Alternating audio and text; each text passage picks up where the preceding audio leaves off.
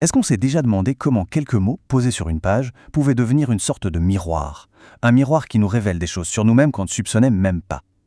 Aujourd'hui, on va explorer ensemble cette idée un peu folle.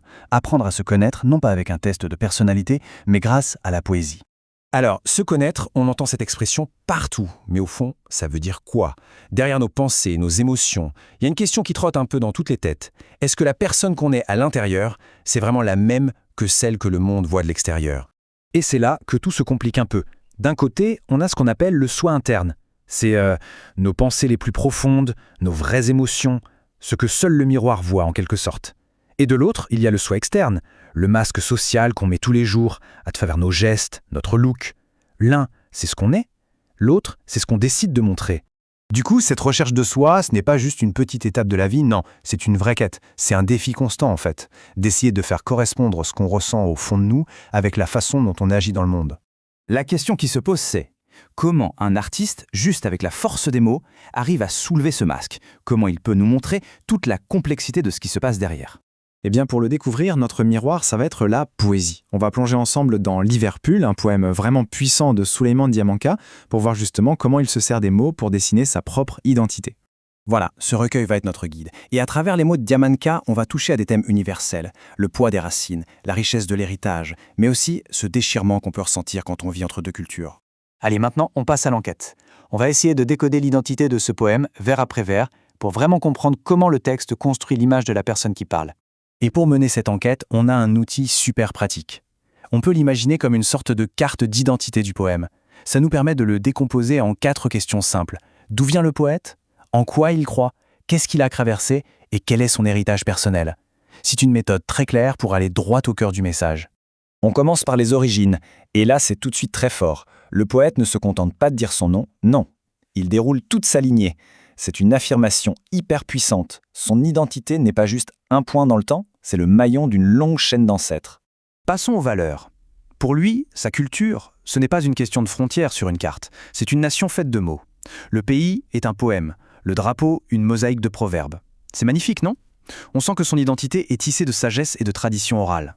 Maintenant, on aborde les épreuves, notamment celles liées à la migration.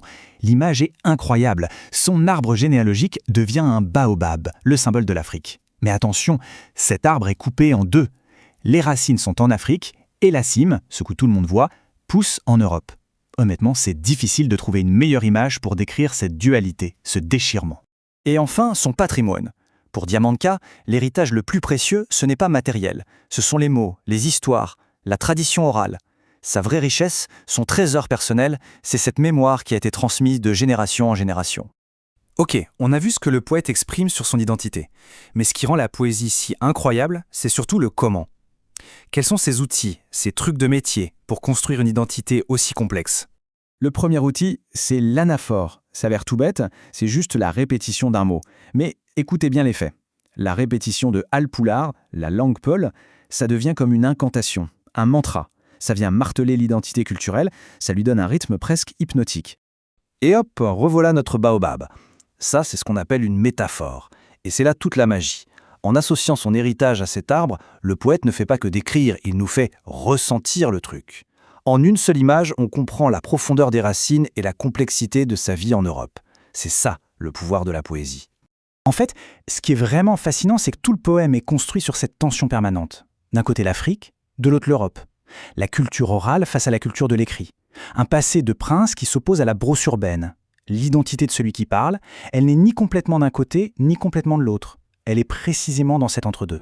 Bon, on a bien décortiqué le texte, mais la question c'est « et maintenant ?» Comment on passe de la simple compréhension d'une œuvre à sa propre expression? Comment cette analyse peut devenir un déclencheur pour notre propre créativité? Eh bien, en s'inspirant de la structure de Diamanka, on peut tenter l'expérience. Écrire son propre petit poème d'identité. Juste 2 vers pour dire d'où on vient, 2 pour nos valeurs, 2 pour un souvenir marquant et 2 pour nos rêves. C'est un cadre tout simple, mais un super point de départ pour commencer à explorer sa propre histoire. Et attention, l'essentiel ici, c'est pas du tout d'écrire un chef-d'œuvre. L'objectif, ce n'est pas la note, c'est vraiment la réflexion. La vraie réussite, c'est de se poser la question, est-ce que j'ai réussi à mettre quelques mots sur des morceaux de mon histoire, Au fond, ce que toute cette exploration nous montre, c'est que l'art de la poésie, c'est aussi l'art de se comprendre soi-même. On voit comment la mémoire et l'héritage, loin d'être un simple poids, peuvent se transformer en une ressource hyper puissante. La mémoire de sa famille, en fait, c'est bien plus qu'un vieil album de souvenirs. C'est une ressource vivante pour son identité. Se reconnecter à ses racines, à son histoire, ça aide à renforcer l'estime de soi, à mieux se comprendre et à donner plus de sens à ses choix de vie. Et le poème se termine sur cette certitude, c'est presque un serment. Je sais que cette voix, jamais elle ne se taira. Cette fameuse voix, c'est celle des ancêtres, de l'héritage, du soi interne.